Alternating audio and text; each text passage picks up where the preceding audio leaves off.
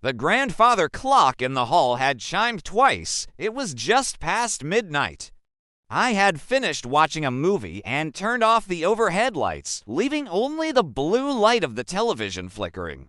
That's when I heard them. Whispers. They seemed to come from the hallway. Soft, indistinct, but unmistakably human. I froze. My eyes darted around the room, landing on the doorknob. Had I left the front door open? I lived alone.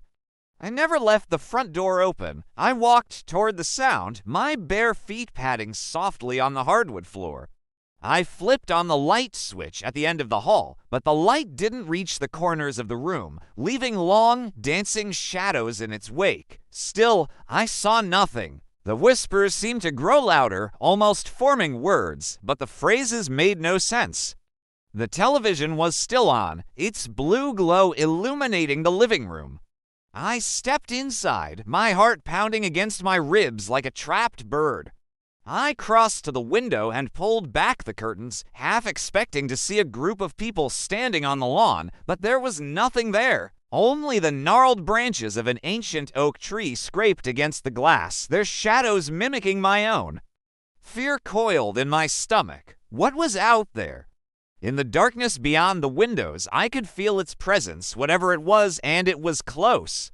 I walked back into the hallway, each step echoing in the sudden silence. Every room I checked, I called out, my voice trembling, but there was no reply except the mocking echo of my own fear. Then I heard it again, the whisper, closer now, right outside my bedroom. I fumbled for the doorknob, my fingers finding the cold metal in the dark.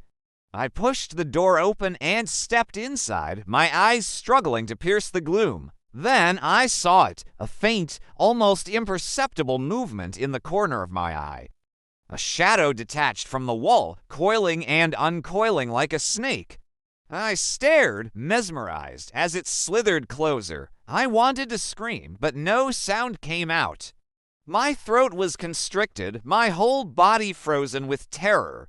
The clock chimed again, this time 3 strokes that echoed through the silent house. The shadow loomed over me, and I closed my eyes, bracing for whatever horror was about to unfold. But then it stopped. I dared to open one eye, then the other. The shadow was gone. I stumbled out of bed and switched on the bedside lamp. Nothing was there. The shadow, whatever it was, had vanished. Relief flooded me, bringing with it a surge of adrenaline. I rushed to the window and pulled back the curtains. Outside, the wind had picked up, whipping dead leaves into miniature tornadoes that whirled across the lawn. As dawn approached, I finally managed to drag myself away from the windows. I needed to get out of the house, to feel the sun on my skin, to hear the bird song. I pulled on some clothes and went downstairs. The whispers were gone, replaced by the comforting hum of the refrigerator and the chirping of crickets outside. I stepped out onto the porch, taking a deep breath of the crisp morning air. As I scanned the yard, my gaze fell on something strange. A single playing card lay on the ground, its edges curled from exposure to the elements. I bent down to pick it up. It was the Queen of Spades. I stared at the grinning skull on the card, my mind racing. Was I going crazy? Or was there something sinister lurking in the shadows of my home?